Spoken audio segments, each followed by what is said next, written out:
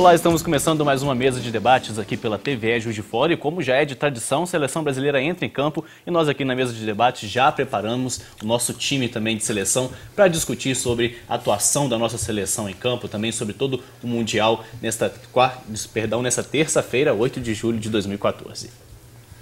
Estamos na semifinal da Copa do Mundo em um duelo contra a Alemanha que promete ser emocionante hoje às 5 horas da tarde no Mineirão, em Belo Horizonte. Esse vai ser um dos temas de hoje, mas antes você confere as manchetes do Diário Regional desta terça-feira. Obras da Doutora de Chapéu d'Uvas vão ser inauguradas em agosto. Polícia Civil identifica homem que atropelou menina de 11 anos no bairro Linhares. Mudanças nas regras de serviços de telecomunicações entram em vigor. Motorista é preso após dirigir 10 quilômetros na contramão da BR-040. Moradores usam barranco como bota-fora no Dom Bosco. E você confere as notícias do dia no Diário Regional, sempre em uma banca perto da sua casa. E lembrando também que você assiste a reprise desse programa hoje às 5h35 da tarde. Mas durante todo o dia você pode interagir conosco, mande a sua pergunta, a sua sugestão para o programa através do nosso e-mail, o mesadedebates@tvejf.com.br ou pelas redes sociais, onde você assiste a reprise dos programas também. É só acessar o facebook.com/mesadedebates. E está conosco aqui para compor a nossa seleção da mesa de debates, o advogado Dr. José Augusto Salles de Carvalho. Bom dia, Dr. José Augusto. Bom dia a todos os componentes da mesa, bom dia aos nossos convidados, bom dia aos telespectadores. Também conosco o advogado Dr. José Lúcio Fernandes. Bom dia, Dr. José Lúcio. Bom dia, Lucas Fonseca. Parabéns, viu, Lucas? Você montou um timaço aqui hoje, viu? Que certamente são experientes, né? Vai ser uma mesa de debate bastante motivada, né? E eu acho que o Rodrigo, o secretário Francisco Canali, o professor Inácio Delgado, meu querido amigo Aloysio Vasconcelos e o ilustre amigo de bancada, Dr. José Augusto. Então nós temos aqui um timaço aqui, tenho certeza que vai sair coisas boas aqui, muitas opiniões excelentes. E bom dia, senhores telespectadores, bom dia, senhoras telespectadoras. Hoje tinha que ser um time especial, né, Zé Lúcio? Com no certeza. Último programa a respeito da Copa do Mundo, depois é só a final, espero que o Brasil chegue lá. Hoje tinha que ser um programa mais que esse especial, com certeza. E para compor esse time especial também, os nossos convidados, está conosco o presidente da Associação Comercial, Aloysio Vasconcelos. Bom dia, Aloysio, seja bem-vindo. Bom dia, é uma alegria, sempre emocionante estar aqui e, sobretudo, de estar integrando esse time tão importante aqui hoje. Outro grande conforto é que é a primeira vez eu que tenho participado tanto dessa mesa que podemos vir assim tão à vontade. Então isso também é motivo de alegria, o clima da Copa, estamos otimistas de que hoje será um grande dia para o Brasil. E também conosco o cientista político, o professor Inácio Delgado. Bom dia, professor. Bom dia, Lucas. Bom dia, colegas aqui da mesa. É uma grande alegria, uma honra estar participando dessa mesa, debatendo um tema lúdico, mas muito importante para o Brasil também, que é o futebol. E tomara que seja aqui um prenúncio de um grande desempenho hoje à tarde e a gente possa seguir adiante até a final. E também conosco o secretário de Esporte e Lazer, Francisco Canali. Bom dia, secretário. Bom dia, Lucas. Bom dia aos amigos da mesa. É prazer sempre, né? Uma alegria muito grande, me sinto sempre muito à vontade nesta casa. Espero que a gente possa ter um momento de muita descontração, né? E de muito positivismo. Acho que a gente precisa muito disso hoje. E para fechar o nosso time, o coordenador do Centro de Futebol Zico, Rodrigo Vianello. Bom dia, Rodrigo. Estamos aqui de novo, né? Estamos de novo, né? Bom dia a todos, todos da mesa aqui, todos os telespectadores. Demos sorte no primeiro jogo contra a Croácia, esperamos repetir o feito hoje aí, que o Brasil hoje saia-se vencedor nessa partida tão difícil que a gente vai encontrar aí hoje. O Rodrigo já decidiu até sentar na mesma posição do último programa, né, Rodrigo? Para ver se dá sorte para a seleção brasileira. Deu sorte. Foi suado primeiro, acredito que vai ser suado e acredito, inclusive, já palpitando no placar do primeiro jogo também. Tá certo. O jogo entre Brasil e Alemanha promete ser um duelo em clima de final de campeonato. As duas seleções só se enfrentaram uma vez em Copas do Mundo, na final da edição de 2002, que terminou com vitória brasileira por 2-0, gols marcados por Ronaldo Fenômeno na época. E para abrir o programa, gostaria até de saber, será que a gente vai ter a mesma sorte lá do final de 2002? Será que a gente consegue passar essa fase da Alemanha sem o Neymar? Eu acho que o Brasil vence, eu acho que não perde, eu acho que vence, até porque o nosso meio de campo não vem jogando bem, e obrigatoriamente ele vai ter que mexer o Filipão vai ter que mexer no meio de campo. E na medida em que ele vai colocar ou o William ou o Hernanes, que eu acho que uma possibilidade, ele vai melhorar bastante o meio de campo. Então, acho que vai ser um jogo assim, muito aberto, muito franco, e nisso o Brasil leva vantagem, mesmo sem o Neymar. Não vai ser um placar elástico, mas eu acredito aí nos 2-1, 2-0. Historicamente, a Alemanha meio que é freguesa nossa, né? Se a gente pegar aí os confrontos aí, o Brasil leva larga vantagem aí. Acho que hoje é jogo duro e a gente vai ter que mostrar, eu falei na primeira vez que eu tive aqui, que a gente não tinha uma Neymar dependência, continuo acreditando, e hoje mais do que nunca nós vamos ter que mostrar um jogo coletivo bem apurado. Ô Lucas, o importante é o seguinte, você enfatizou 2002, né? A Copa foi no Japão e na Coreia do Sul, 2 gols do Ronaldo Fenômeno, e esse jogo então é a revanche para a Alemanha, né? Vai ser o segundo jogo em final de Copa do Mundo, e para mim é uma final antecipada. E a Alemanha está determinada a vencer essa Copa aqui no Brasil.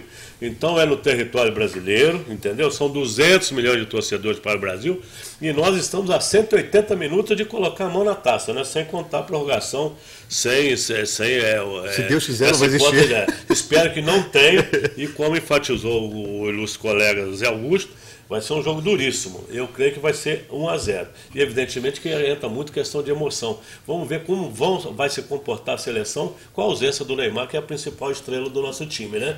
E eu gostaria que entrasse o Bernardo no lugar do Neymar, que eu gosto muito do futebol do Neymar. Concordo contigo, Zé Luiz. Dinâmico, e o menino tá, e é em Belo Horizonte, que ele é de Belo Horizonte, né? Jogou no Atlético. É um velocista, então, eu acho né? que exatamente, um velocista. Apesar da torcida do Cruzeiro torcer contra, né? Mas a gente a minha torcida é para que o Bernardo entre e faça um bom papel aí, que eu acho que ele está com muita vontade de se exibir e até fazer um gol, quem sabe. E vale ressaltar também que a Alemanha tem um time diferenciado, né? Joga de uma forma diferenciada, né? São momentos totalmente distintos da última Copa, onde o Brasil teve esse êxito, para esta Copa, onde a Alemanha joga muito bem com os laterais, o que o Brasil sempre fez. É uma característica hoje da Alemanha, né? Toda hora sobe aquele lançamento de um lado para o outro, ou pela direita ou pela esquerda, cruzam muito bem dentro da área. Enfim, eu acho, Zé, que vai ser um jogo muito franco também. Né? Podem até se retrancar até algum momento. Depois vai ser realmente, e até aposto, num jogo de muitos gols, de um 3-2, né? Mas não vai ser nada fácil, não. Que bom, 3-2. Hoje o nosso goleiro, inclusive, Júlio César, completa 10 anos na seleção brasileira, né? O primeiro jogo aconteceu lá em 2004 contra o Chile. Esse mesmo dia 8 de julho, pode ser uma motivação a mais para ele. A gente está sem o Neymar, mas esse fato aí, essa comemoração, pode ser uma motivação para o Júlio César poder segurar mais essas bolas que vão chegar da Alemanha? Com certeza. O Júlio vem fazendo uma boa Copa, apesar de muito criticado, apesar desses momentos emocionais terem pesado, principalmente no início, vem fazendo uma boa Copa. E a gente tem essa chance, hoje ele tem essa chance histórica e ele quer muito se redimir daquele erro de 2010. E com uma possibilidade, inclusive, de enfrentar a equipe que nos eliminou na Copa passada numa provável final. A gente está bem seguro com ele. Hoje eu acho que ele vai ter hoje ele vai ser exigido, né? Porque o time da Alemanha coletivamente é muito forte e o nosso jogo coletivo, além, como eu falei, vai ter que fluir. Nós vamos ser muito experimentados hoje, acredito nisso. O que eu acho interessante é que, diferente das outras Copas, dessa Copa do Mundo, os goleiros fizeram a diferença. Mesmo naqueles times que já foram embora, os goleiros mostraram realmente uma habilidade fantástica, né?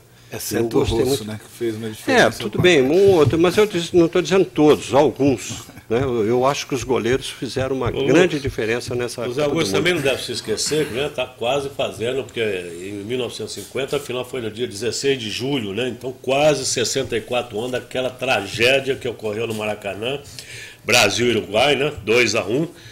E derramaram lágrimas, transbordou o Maracanã de lágrimas. E eram 52 milhões de habitantes naquela época, hoje são os 200. Então eu acho que esse emocional dos jogadores é uma coisa muito importante, porque o futebol eu acho que é bom e alegria. Nós sabemos que no Mineirão, com o jogo anterior aí, foram 3 infartados lá, teve pessoas com problema de saúde. Então você já imaginou um impacto negativo na saúde dos brasileiros e a gente não sabe como é que vai se comportar o brasileiro numa eventual derrota. Então ele tem que estar realmente preparado para a vitória, mas tem que ter muita consciência, preparar bastante o emocional, porque a Alemanha realmente é um time forte. Nós temos aqui, né, que felizmente as Copas realizadas aqui na América, nenhum europeu venceu, né? Então Foi Argentina e Brasil que venceram, e Uruguai O Brasil não que perde venceram aqui. Então, vamos torcer para que você mantenha esse tabu que o europeu não vença Copa do Mundo aqui nas Américas. Dentro de casa parece que o Brasil não perde desde 75, né? Então já é um fator positivo também. Com certeza. A gente vai tratar de aspectos políticos e econômicos aqui também no programa, mas antes eu queria saber aqui do professor Inácio, também até da Luísio, como torcedores, né? O que vocês esperam da atuação da seleção brasileira em campo hoje? Bom, Olha, por favor, professor. eu confesso que eu não estou muito preocupado com a ausência do Neymar, não. Embora ele seja a nossa grande estrela, um protagonista importante da seleção, eu queria lembrar a jogada coletiva mais bonita que o Brasil fez nessa Copa foi na ausência do Neymar no jogo de Camarões, aquele gol do Fernandinho. Foi uma troca de bola que, com a presença do Neymar, acaba ficando com menos fluidez, porque o time procura resolver as coisas lançando a bola para o Neymar. Então, como é uma situação que a Alemanha também não conhece, pode nos favorecer, e eu estou muito otimista. Eu acho que vai ser 2-0, só para ratificar o resultado de 2002. Ok, meus amigos, eu estou otimista, que acredito que nós devemos ganhar hoje de 1-0, mas eu confesso que eu sou uma das poucas raridades entre os 200 milhões de técnicos que nós temos no Brasil. Quando eu disse para minha esposa que eu vinha participar da mesa de debate, ela falou, mas você, bem? Porque eu não sou um fanático por futebol. É lógico que nós temos patriotismo, sentimentos, mas eu achei uma grande oportunidade para discutir com os colegas debatedores o efeito da Copa no Brasil, nos negócios, na política e etc. Sobre o futebol, como brasileiro, nós temos que torcer, acreditar. Eu acho que a força do pensamento positivo faz a grande diferença. Então, eu acho que a motivação, o poder do entusiasmo que se vê em todo brasileiro hoje, você sai pelas ruas, quase todo mundo com a camisa do Brasil, isso certamente fará diferença e muito provavelmente nós vamos ganhar esse jogo de 1-0. Como o Luiz já disse, esses efeitos políticos, econômicos, os efeitos do cenário da Copa no nosso país vai ser assunto do nosso próximo bloco. A gente volta já. Estamos de volta com a mesa de debates pela TV Juiz de Fora. Continuamos a nossa conversa sobre a Copa do Mundo e a atuação da seleção brasileira contra a Alemanha hoje às 5 horas da tarde no Mineirão, em Belo Horizonte. Mas eu gostaria de retomar aqui um assunto até com a Luísio Vasconcelos, que é presidente da Associação Comercial. Luísio, você chegou a comentar no primeiro bloco essa questão dos impactos econômicos, né, da Copa do Mundo, não só no país, mas a gente pode também fazer algum levantamento aqui na nossa cidade? Olha, é inquestionável que a Copa do Mundo gera grandes benefícios para o país, tá? Não para o comércio, mas para o país. Temos que reconhecer que a Copa é uma oportunidade de nós mostrarmos o Brasil para o mundo, as belezas naturais que nós temos, sobretudo para os europeus, que são países prontos, e nós somos um país de construção. Eu não tenho dúvida de que, a partir da Copa do Mundo, nosso turismo internacional, sobretudo, deve crescer muito. Também em função da Copa, várias empresas internacionais vão passar a ver o Brasil pela estrutura de estádios, pela alegria do seu povo, por tudo que nós temos mostrado como um bom país para se investir, um bom país para fazer negócio. Agora, especificamente a Copa do Mundo, a minha camisa, vocês devem ter observado, é Federaminas. É do Brasil, mas hoje eu tenho orgulho de integrar a Federação das Associações Comerciais do Estado de Minas Gerais. Há uma semana atrás eu tive uma reunião com vários empresários de Juiz de Fora, desesperados com o resultado da Copa do Mundo, o reflexo dele no comércio. Acabou o comércio. O comércio nos últimos 30 dias de Juiz de Fora foi um desastre total em todos os segmentos, inclusive no segmento que vende camisa de seleção brasileira, porque os ambulantes são mais estratégicos e, né? Muito bem. Diante dessa análise de Juiz de Fora, no segmento empresarial, que a Copa foi um prejuízo incalculável, eu liguei para o meu companheiro, presidente da Associação Comercial de Belo Horizonte, Dr. Roberto Fagundes, e ele falou: Luísio, que é isso? Vocês não podem reclamar em Juiz de Fora. Aí só para o dia que tem jogo do Brasil. Em Belo Horizonte está parando, todo dia que tem jogo no Mineirão. É feriado e nada funciona. O pessoal aqui está desesperadíssimo, tá? Nós temos hoje a oportunidade de sediar... Luiz, só aproveitando e seja aqui, aproveitar os telespectadores, que hoje, inclusive, foi decretado feriado municipal em Belo Horizonte. Então, exato. quem for viajar para Belo Horizonte aí, é bom lembrar que hoje é feriado, lá nada está funcionando. Com certeza. Lá no seu Mineirão, né? Hoje funciona conosco, com muito orgulho também, a Brasel funciona dentro da associação comercial. E a grande maioria das pessoas imagina que para o segmento de bares, restaurantes, que é um altíssimo negócio, que é uma cadeia produtiva que naturalmente se beneficiaria desse evento. E o que nós ouvimos dos empresários do segmento foi exatamente o contrário. O movimento caiu, a prova disso é que nos primeiros jogos se montaram um telão no Alto dos Passos, onde havia uma grande concentração de pessoas, houve grande concentração de pessoas, mas o reflexo no comércio foi tão pequeno que a partir do segundo jogo não teve mais telão e acabou a sensibilização das pessoas para se reunir no Alto dos Passos, tá certo?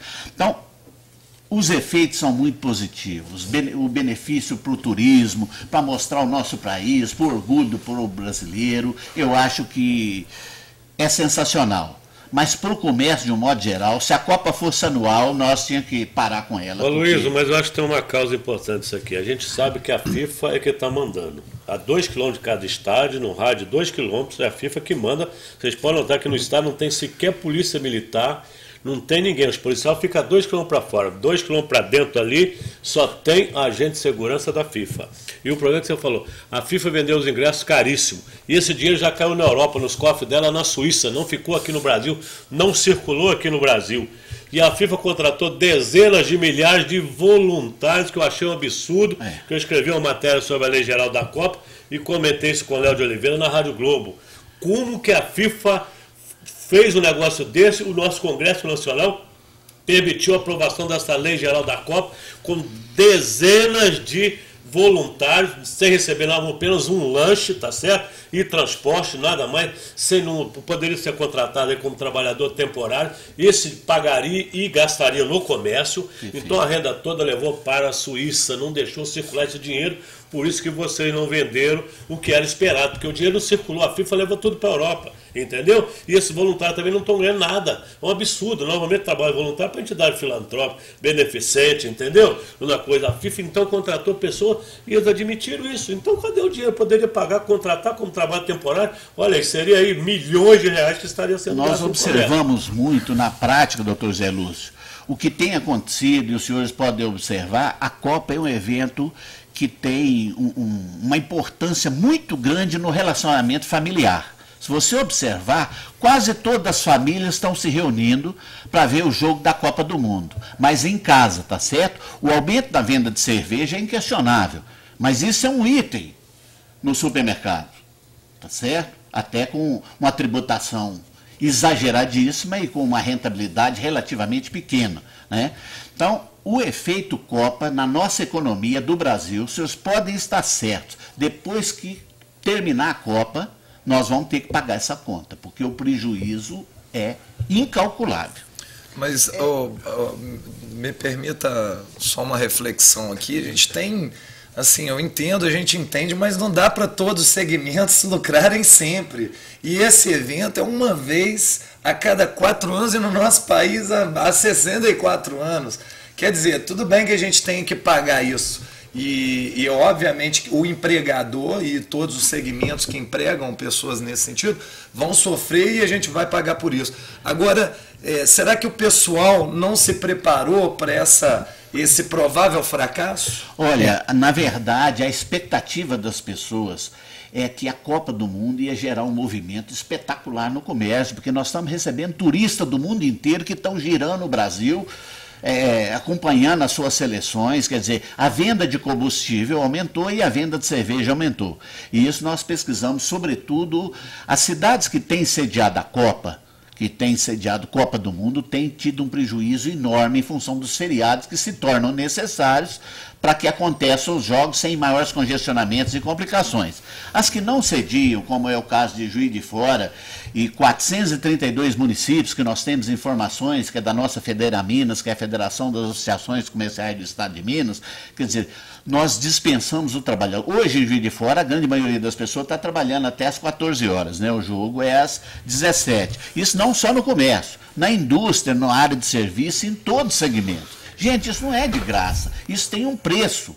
Isso sai muito caro e eu não conheço ninguém que pague a conta a não ser o contribuinte, a população, através dos impostos. Eu acho que esse prejuízo pontual... pontual, com certeza. Nós temos que pensar também em todo o ambiente que envolveu a preparação dessa Copa.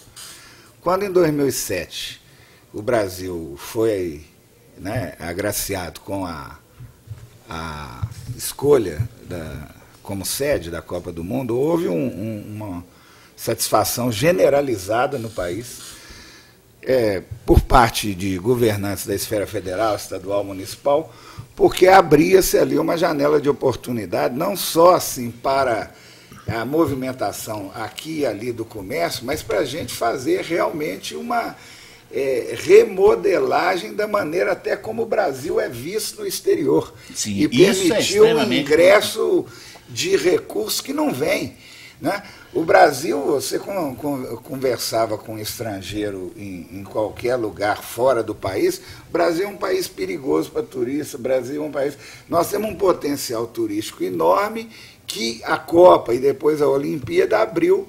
Deixa um legado, né? Abre uma oportunidade enorme. O Jerome Valk, o secretário-geral da FIFA, falou, e isso eu não tenho a confirmação, que logo depois que encerrou a fase de grupos em Manaus, o governo da Amazonas fechou um contrato com uma empresa aérea espanhola para criar um voo diário Madrid-Manaus. Você pega os mapas brasileiros em qualquer escola do exterior, é um borrão verde, tudo para eles é Amazônia, né? Agora que eles descobriram, tem uma região do Brasil que é diferente do Rio de Janeiro, etc. Então isso daí é o ponto de partida de uma nova relação do país com o mundo que vai ter efeito de longo prazo. Mas eu queria falar de imediato. Entretanto, desde o ano passado, e até a véspera da Copa, até a abertura da Copa, como que foi o comportamento dos principais agentes da mídia e agentes políticos também em relação ao evento? Vai ser um desastre, não vem, não compra nada. Tinha gente que não comprava bandeirinha para pôr na casa porque estava com medo de apanhar.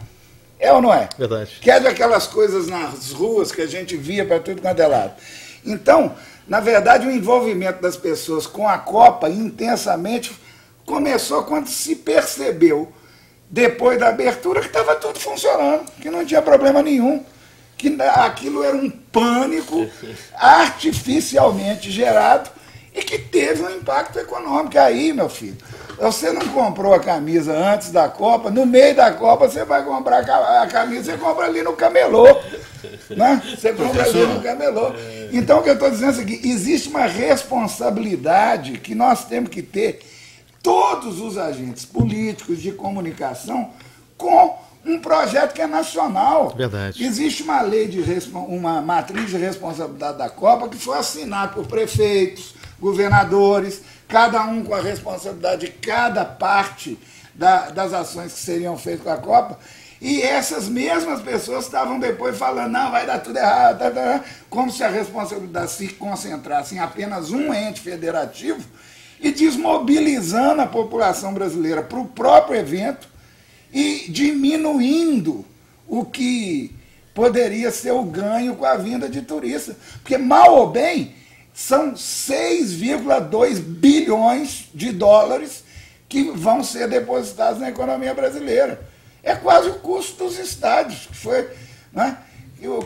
E podia ser muito mais se a gente, desde o início, estivesse programando as ações tudo junto e não esperando. Vai fracassar para eu ter um ganho político. Professor, eu concordo plenamente. Veja bem. Eu concordo, é inquestionável o resultado, sobretudo a longo prazo da Copa. Nós mostramos as belezas naturais do Brasil, nós mostramos a alegria do povo, e isso é uma plantação que nós fizemos, que nós vamos colher a longos e longos anos. É inquestionável. Isso, se nós colocarmos na balança, a nossa análise é o seguinte, nos próximos meses, ou no máximo em um ano, nós vamos estar pagando uma conta que não é pequena.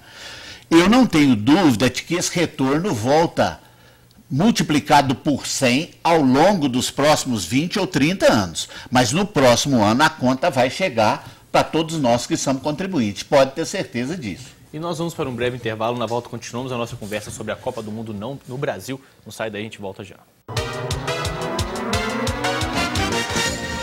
Estamos de volta com a mesa de debates pela TVE Juiz de Fora. Continuamos a nossa conversa sobre a Copa do Mundo aqui no Brasil e continuamos também a falar um pouco desse aspecto político, econômico, né, nesse cenário aqui do Mundial. Eu queria mandar agora uma pergunta. Professor, eu queria fazer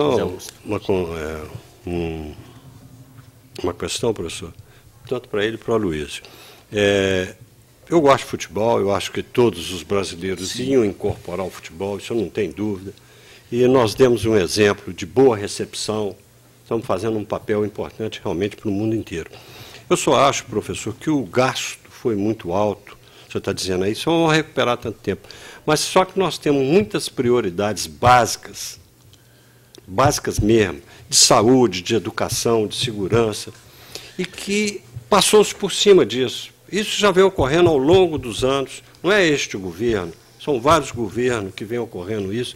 Então, antes de sediar uma Copa, um evento dessa magnitude, e não ter essa estrutura básica, isso é que eu acho pesaroso. Investir demais, foi um investimento altíssimo, e basicamente na estrutura básica nós continuamos cada vez pior, estamos ruim, muito ruim mesmo, a pobreza está avassaladora. Então eu acho um contrassenso tudo isso em função desse gasto que se foi feito. Se me permitir falar, que nem aquele... Eu esqueci até o nome dele da televisão. Eu acho que uma coisa é uma coisa, outra coisa é outra coisa. Na verdade é o seguinte, os recursos que estão sendo despendidos com educação e saúde no Brasil, e não é só nesse governo, para não parecer que tem viés, tem aumentado enormemente. O Brasil tinha uma dívida com a educação desde os anos 80, por causa de uma trajetória histórica que não ligou para isso, que nos colocou como primeiro problema pôr todo mundo dentro da escola. Isso nós fomos fazendo ao longo dos anos 80 e 90. Agora, nós temos a oportunidade de melhorar a escola e pagar a educação, o bem professor, que é o principal problema da educação, né?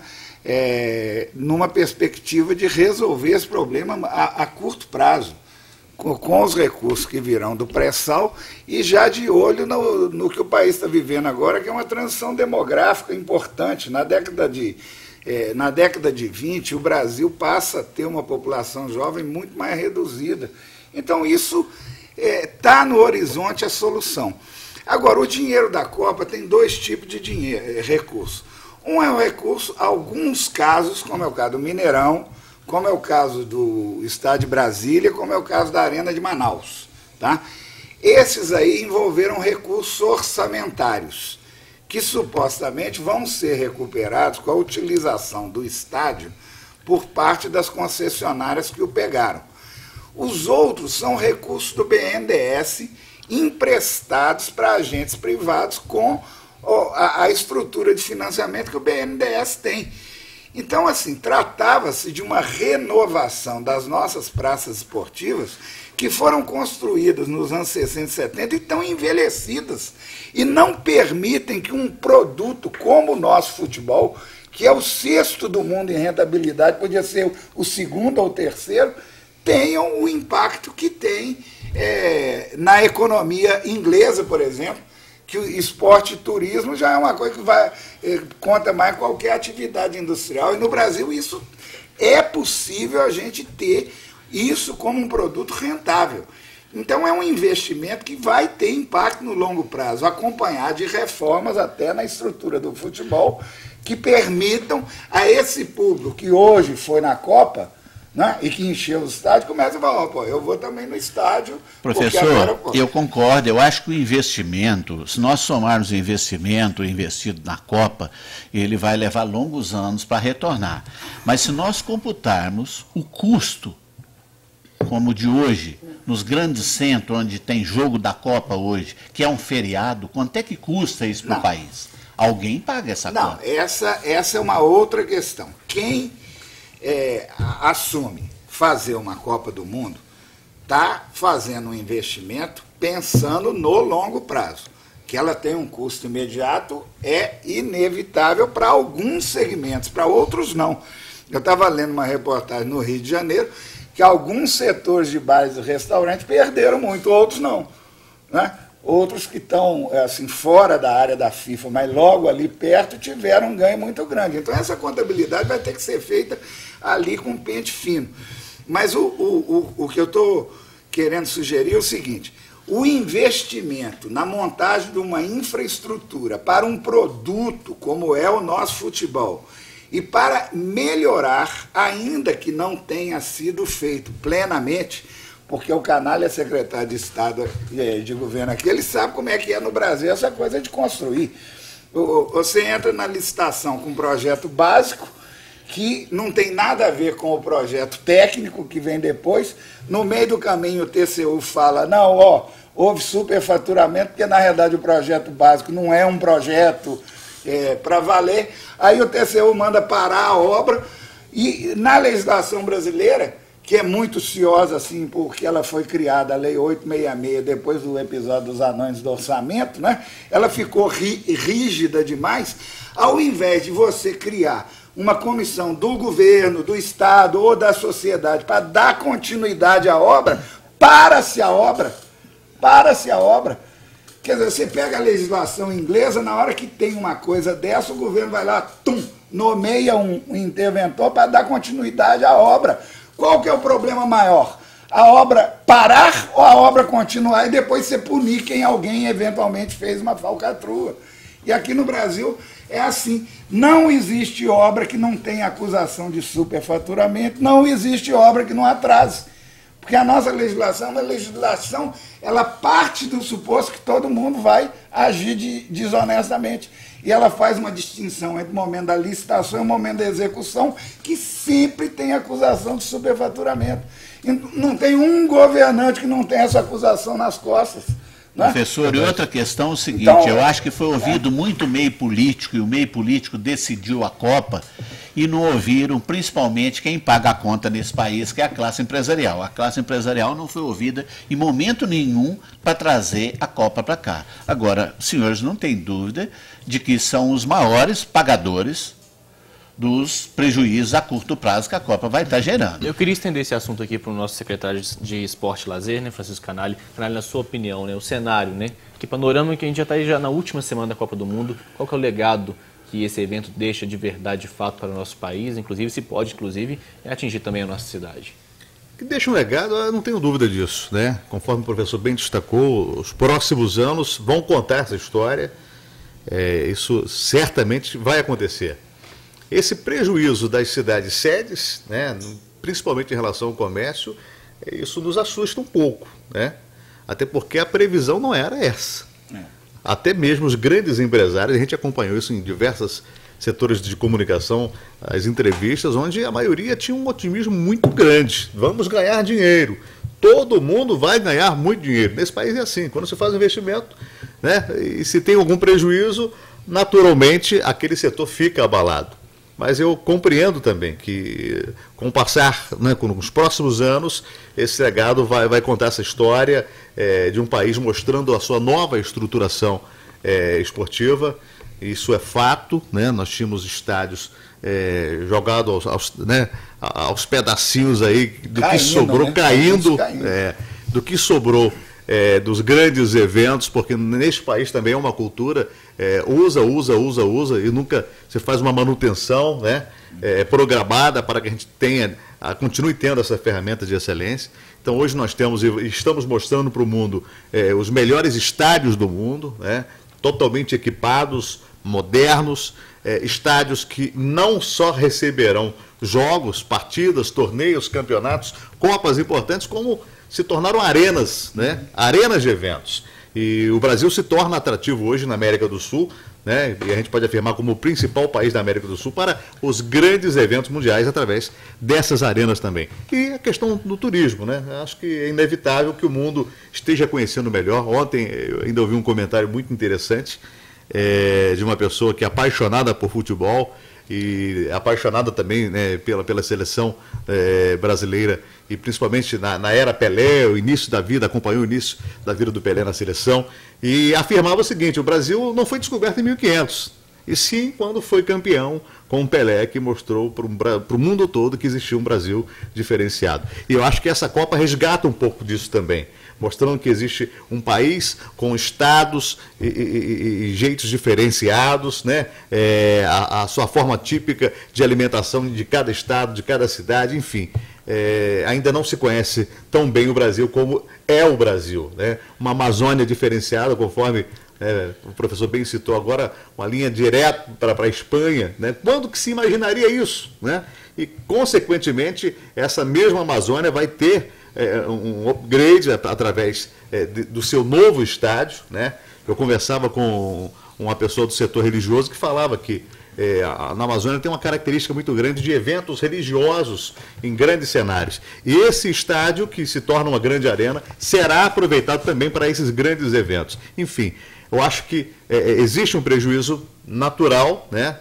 Tudo nessa vida existe um preço a pagar. E a gente está pagando esse preço, talvez hoje muito caro, né, Luiz? Com certeza. Mas eu tenho certeza que ali na frente o retorno vai ser muito positivo. E nós vamos para um breve intervalo. Na volta concluímos a nossa conversa sobre a Copa do Mundo. E também tem um bolão daqui da mesa de debates. Não sai daí, a gente volta já. Estamos de volta com a mesa de debates pela TVE Juiz de Fora. Continuamos a nossa conversa sobre a Copa do Mundo. Direciono a pergunta aqui para o nosso debatedor também, José Lúcio Fernandes. Lucas, obrigado. Eu gostaria, o cientista político, o professor Inácio Delgado, o presidente da Associação Comercial, o seguinte: vai acabar a Copa do Mundo, né? Domingo acaba a Copa do Mundo. Esperamos que domingo o Brasil esteja lá na final, né? Com a Holanda ou com a Argentina. Professor Inácio Delgado, vai começar a ressaca da Copa do Mundo depois do dia 13. E eu gostaria de saber o seguinte: a economia estava previsto o crescimento de 2,3%, 2,5%, já está caindo para menos de 1%. Nós vamos ter daqui a 90 dias eleições para presidente, para governador, deputados e senadores. Eu gostaria de saber se vai haver uma crise econômica, se já estão prevendo uma crise política, e se 2015 vai ser um ano difícil, que o nosso presidente enfatizou que nós vamos pagar essa conta. E eu já estou prevendo que 2015 vai ser um ano de arroxo fiscal, juros elevados e recessão na economia. Gostaria de saber, o senhor, que é estudioso do assunto, quais os aspectos políticos aí, os reflexos da Copa do Mundo. Posso só complementar a pergunta? E se o resultado vai influenciar nisso? Eu vou começar com essa e tentar chegar nela. Essa coisa da relação da Copa com eleição, se você for pegar as Copas que o Brasil ganhou, não tem nenhuma conexão com o resultado eleitoral. 94, vamos pegar a mais recente, né? 94, o Fernando Henrique ganhou, mas ganhou por causa da redução da inflação. Não, acho bom você começar lá em 70, o Brasil ganhou e favoreceu aí os militares que estavam no poder. Sim, né? Mas ali já tinha uma ditadura mesmo, não tinha nenhuma Já eleição. já estava estabelecido. Já estava estabelecido. Mas em 94, Fernando Henrique ganhou e o Brasil ganhou. Em 98, ele ganhou de novo e o Brasil perdeu na final. Foi dramático e tal. Em 2002, o Brasil ganhou e o Fernando Henrique não fez o sucessor. 2006, 2010, o Brasil perdeu e o Lula se reelegeu e fez seu sucessor. Então, essa conexão, eu acho que o povo brasileiro, ao contrário, às vezes, de muitas análises, ele sabe distinguir com muita clareza o que é uma coisa e o que é outra. A única diferença que tem um pouco nessa Copa é porque houve uma aposta no fracasso da Copa para ter dividendo político. Então, pode ser que o discurso, viu, deu certo, a recuperação do clima de otimismo pode ter um efeito, mas naturalmente ali em agosto nós estamos discutindo o futuro do Brasil e isso passa. Né? Agora, eu não tenho esse pessimismo em relação ao ano de 2015. O ano de 2014 foi um ano, os anos eleitorais são anos em que, em boa medida, os empresários, quando não tem um cenário muito cristalino à frente, eles põem o pé no freio no investimento. Eles põem o pé no freio no investimento. Isso está acontecendo. Isso está acontecendo. Põe o pé no freio no investimento, porque cria um clima de incerteza com relação ao rumo que o país vai tomar. Independente de Copa, né, professor? Independente de Copa, de eleição. Você tem Pior assim, que já é desemprego, né? no processo eleitoral em si mesmo, você tem até uma aceleraçãozinha por causa dos gastos com a eleição, que no Brasil são muito caros, mas nada muito de longo prazo. Passada essa refrega, estabelecido qual é o cenário e quais são as regras do jogo, aí as pessoas têm que se adaptar, né?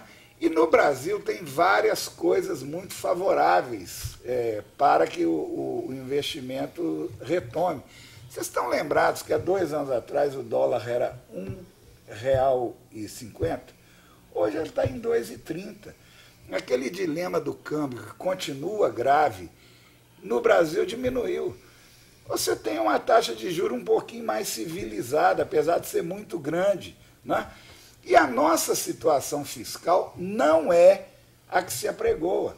A dívida pública brasileira, bruta, está em torno de 60%, a líquida em 35%. Isso qualquer padrão de FMI, Banco Mundial, é uma gestão civilizada da dívida, né? Civilizada da dívida.